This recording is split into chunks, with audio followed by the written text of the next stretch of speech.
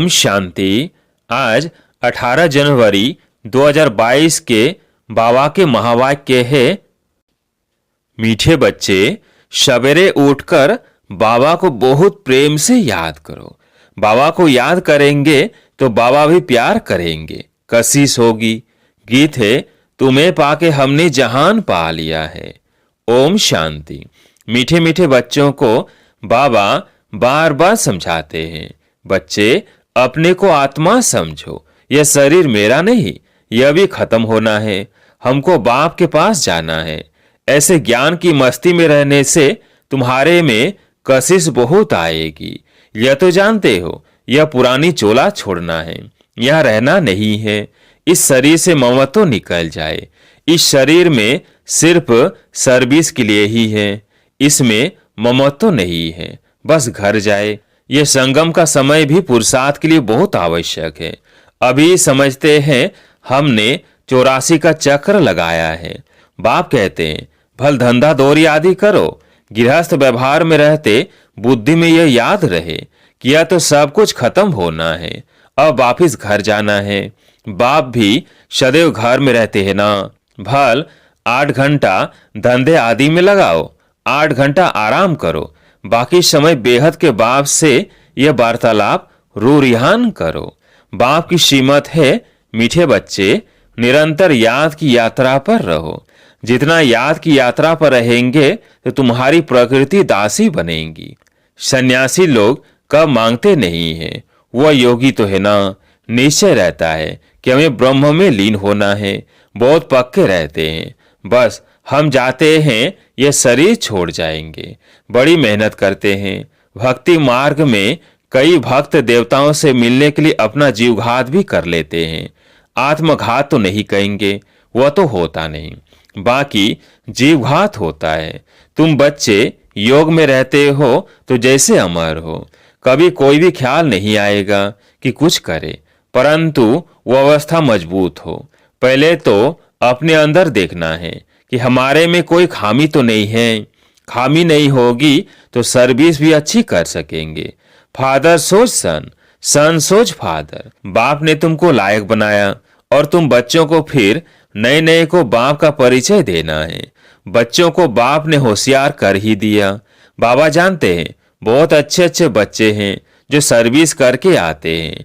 रात दिन यही ख्याल चलता है कि हम इनका जीवन कैसे बनाएं, इससे हमारा जीवन भी उन्नति को पाएगा। खुशी होती है, हर एक को उमंग रहता है, हम अपने गांव वालों को उद्धार करें, अपने हमजिन्स की सेवा करें। बाबी कहते हैं, चैरिटी बिगन्स एट होम। बाप बेट बच्चों को ही शिक्षा देते हैं कि बच्चे तुमको पहले अपनी उन्नति करनी है। बाप जानते हैं रूहानी कल्प वृक्ष कल पहले मिसल ही है। यह वृक्ष है ना, इनमें सभी सेक्शन है। तुम आगे चल सब साक्षात्कार करेंगे, कैसे सब रहते हैं। सिजरा तो जरूर है ना। बुद्धि भी कहती है वहां से आत्माएं फिर नंबर वार आती है। तो बच्चों का विचार सागर मंथन चलना चाहिए कि ऐसे ऐसे सर्विस करे, यह करे। साथ साथ बाप की भी याद रहनी चाहिए, याद से ही उन्नति होती है। बाबा कहेंगे ड्रामा प्लेन अनुसार जो पास हुआ वो ठीक है। लाडले बच्चे, आगे चल तुम्हारे में योग बल की ताकत आ जाएगी। फिर तुम किसी को थोड़ा ही समझाएंगे तो झट समझ जाएंगे। यह भी ज्ञान बाण है ना। बाण लगता है तो घायल कर देता है। पहले घायल होते हैं फिर बाबा के बनते हैं। तो एकांत में बैठ युक्तियां निकालनी चाहिए। ऐसे नहीं रात को सोया सुबह को उठा, नहीं, सवेरे उठकर बाबा को बहुत प्रेम से याद करना चाहिए। रात को भी याद में सोना चाहिए। बाबा को याद ही नहीं करेंगे तो बाप फिर प्यार कैसे करेंगे, कशिश ही नहीं होगी। भल बाबा जानते हैं ड्रामा में सब प्रकार के नंबरवार बनने हैं, फिर भी चुप करके बैठ थोड़ी जाएंगे, पुरुषार्थ कराएंगे ना। बच्चों को ड्रामा कह करके ठहर नहीं जाना है, नहीं तो अंत समय में बहुत पछताना पड़ेगा। नाहिक मैंने ऐसे किया, माया के बस हो गया। बाप को तो तरस पड़ता है, नहीं सुधरते हैं तो उनको क्या गति होगी। रोएंगे, पीटेंगे, सजाएं खाएंगे। इसलिए बाप बच्चों को बार बार शिक्षा देते हैं कि बच्चे तुम्हें परफेक्ट बनना है, बार बार अपनी चेकिंग करनी है, हर एक बच्चे को अपने से पूछना है, बाप से हमें सब कुछ मिला, फिर किस चीज की मेरे में कमी है, अपने अंदर झांक करके देखना है।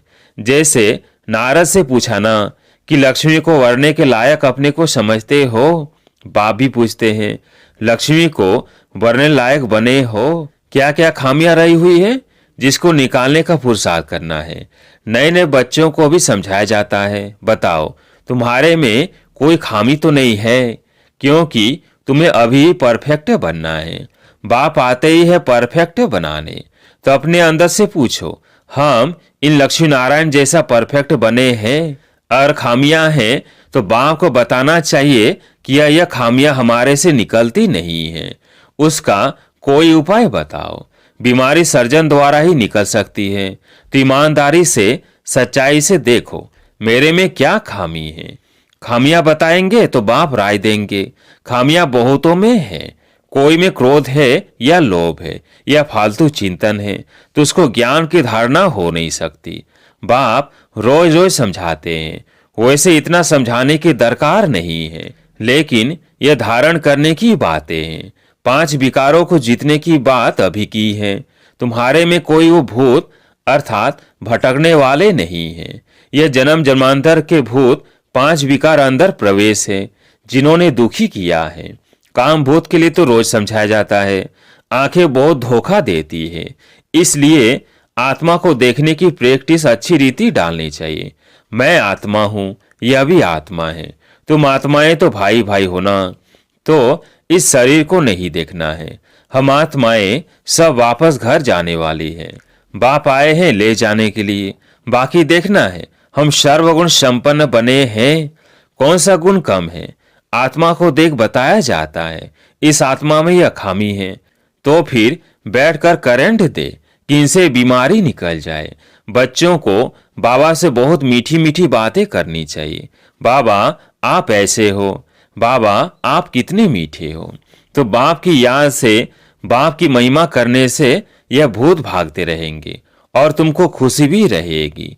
तुम जानते हो कि यह झाड़ बहुत धीरे धीरे वृद्धि को पाता है। माया तो चारों तरफ से घेराव डालती है, माया का परछाया ऐसा पड़ता है जो एकदम गुम हो जाते हैं, बाप का हाथ छोड़ देते हैं। तुम हर एक बच्चे का कनेक्शन बाप के साथ है, बाकी बच्चे तो सब नंबरवार निमित्त है।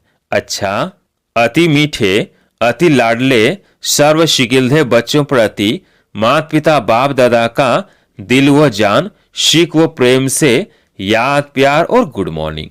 रूहानी बाप की रूहानी बच्चों को नमस्ते।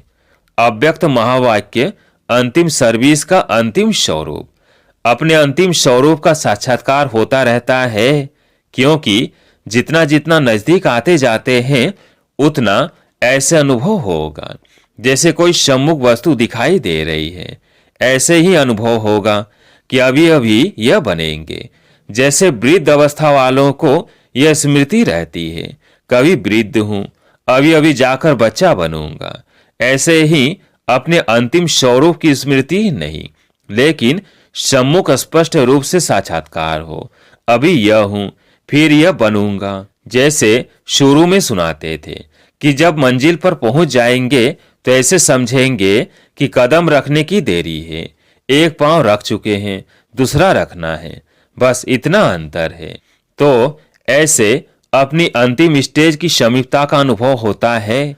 अपरोक्ष स्पष्ट साक्षात्कार होता है। जैसे आईने में अपना रूप स्पष्ट दिखाई देता है, वैसे ही इस नॉलेज के दर्पण में ऐसा ही अपना अंतिम स्वरूप स्पष्ट दिखाई दे। जैसे कोई बहुत अच्छा सुंदर चोला सामने रखा हो और मालूम हो कि हमको अब ये धारण करना है, तो न चाहते हुए भी धारण करने का समय जैसे जैसे नजदीक आता रहेगा तो अटेंशन जाएगा, क्योंकि सामने दिखाई दे रहा है। ऐसे ही अपना अंतिम स्वरूप सामने दिखाई देता है, उस स्वरूप तरफ अटेंशन जाता है। वो लाइट का स्वरूप कहो व चोला कहो, लाइट ही लाइट दिखाई पड़ेगी। फरिश्तों का स्वरूप क्या होता है, लाइट देखने वाले भी ऐसे अनुभव करेंगे कि यह लाइट के वस्त्रधारी है, लाइट ही इन्हों का ताज है, लाइट ही वस्त्र है, लाइट ही इन्हों का श्रृंगार है। जहां भी देखेंगे तो लाइट ही देखेंगे। मस्तक के ऊपर देखेंगे तो लाइट का क्राउन दिखाई पड़ेगा। नैनों में भी लाइट की किरणें निकलती हुई दिखाई देंगी। तो ऐसा रूप सामने दिखाई पड़ता है क्योंकि माइट रूप अर्थात शक्ति रूप का जो पाठ चलता है वह प्रसिद्ध किससे होगा? लाइट रूप से। कोई भी सामने आए तो 1 सेकंड में अशरीरी बन जाए, वो लाइट रूप से ही होगा। ऐसे चलता फिरता लाइट हाउस हो जाएंगे जो किसी को भी ये शरीर दिखाई नहीं पड़ेगा। विनाश के समय पेपर में पास होना है तो सर्व परिस्थितियों का सामना करने के लिए लाइट हाउस बनना पड़े। चलते फिरते अपना वह रूप अनुभव होना चाहिए, यह प्रैक्टिस करनी है। शरीर बिल्कुल भूल जाए। अगर कोई काम भी करना है, चलना है, बात करनी है, वो भी निमित्त आकारी लाइट का रूप धारण करना है। जैसे पाठ बजाने समय चोला धारण करते हो, कार्य समाप्त हुआ, चोला उतारा, 1 सेकंड में धारण करेंगे, 1 सेकंड में न्यारे हो जाएंगे। जब यह प्रैक्टिस पक्की हो जाएगी फिर यह कर्म भोग समाप्त होगा। जैसे इंजेक्शन लगाकर दर्द को खत्म कर देते हैं, हठयोगी से शरीर से न्यारा होने का अभ्यास कराते हैं, ऐसे ही यह स्मृति स्वरूप का इंजेक्शन लगाकर देह की स्मृति से गायब हो जाए। स्वयं भी अपने को लाइट रूप अनुभव करो तो दूसरे भी वही अनुभव करेंगे। अंतिम सर्विस यही है। इससे सारी कारोबार भी लाइट अर्थात हल्की होगी। जो कहावत है ना, पहाड़ भी राय बन जाता है, ऐसे कोई भी कार्य लाइट रूप बनने से हल्का हो जाएगा। बुद्धि लगाने की भी आवश्यकता नहीं रहेगी। हल्के काम में बुद्धि नहीं लगानी पड़ती है। तो इसी लाइट स्वरूप की स्थिति में जो मास्टर जानी जाननहार व मास्टर त्रिकालदर्शी के लक्षण हैं वो आ जाते हैं। करे या ना करे यह भी सोचना नहीं पड़ेगा। बुद्धि में वही संकल्प होगा जो यथार्थ करना है। उस अवस्था के बीच कोई भी कर्म भोग की वासना नहीं रहेगी। जैसे इंजेक्शन के नशे में बोलते हैं, हिलते हैं, सभी कुछ करते भी स्मृति नहीं रहती है। कर रहे हैं यह स्मृति नहीं रहती है, स्वतः ही होता रहता है। वैसे कर्म भोग व कर्म किसी प्रकार का चलता रहेगा लेकिन स्मृति नहीं रहेगी, वो अपनी तरफ आकर्षित नहीं करेगा। ऐसी स्टेज को ही अंतिम स्टेज कहा जाता है। ऐसा अभ्यास होना है।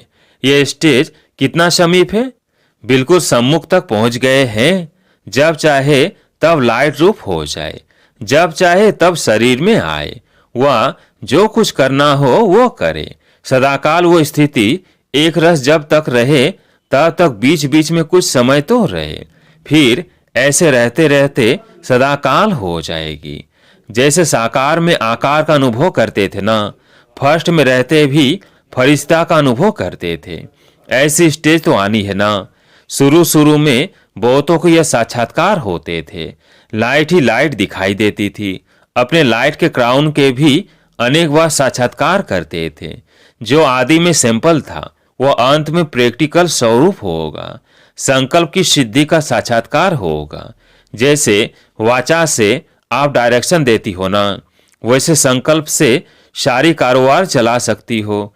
साइंस की शक्ति से नीचे पृथ्वी से ऊपर तक डायरेक्शन लेते रहते हैं, तो क्या श्रेष्ठ संकल्प से कारोबार नहीं चल सकती है? साइंस ने कॉपी तो साइलेंस से ही की है, तो एग्जाम्पल देने अर्थ पहले से स्पष्ट रूप में आपके सामने है। कल पहले तो आप लोगों ने किया है ना, फिर बोलने की आवश्यकता नहीं। जैसे बोलने में बात को स्पष्ट करते हैं, वैसे ही संकल्प से सारी कारोबार चले। जितना जितना अनुभव करते जाते हो, एक दो के समीप आते जाते हो, तो संकल्प भी एक दो से मिलते जाते हैं। लाइट रूप होने से व्यर्थ संकल्प, व्यर्थ समय समाप्त हो जाने के बाद संकल्प वही उठेगा जो होना है। आपकी बुद्धि में भी वही संकल्प उठेगा और जिसको करना है उनकी बुद्धि में भी वही संकल्प उठेगा कि यही करना है। नवीनता तो यह है ना, यह कारोबार कोई देखे तो समझेंगे इन्हों की कारोबार कहने से नहीं, इशारों से चलती है। नजर से देखा और समझ गए, सूक्ष्म वतन तो यहीं बनना है ना। अच्छा, ओम शांति। आज प्यारे मीठे बाबा का वरदान, भुजाओं में समाने और भुजाएं बन सेवा करने वाले ब्रह्मा बाप के स्नेही भव। भुजाओं में समाने और भुजाएं बन सेवा करने वाले ब्रह्मा बाप के स्नेही भव। जो बच्चे बाप स्नेही हैं वह सदा ब्रह्मा बाप की भुजाओं में समाये रहते हैं।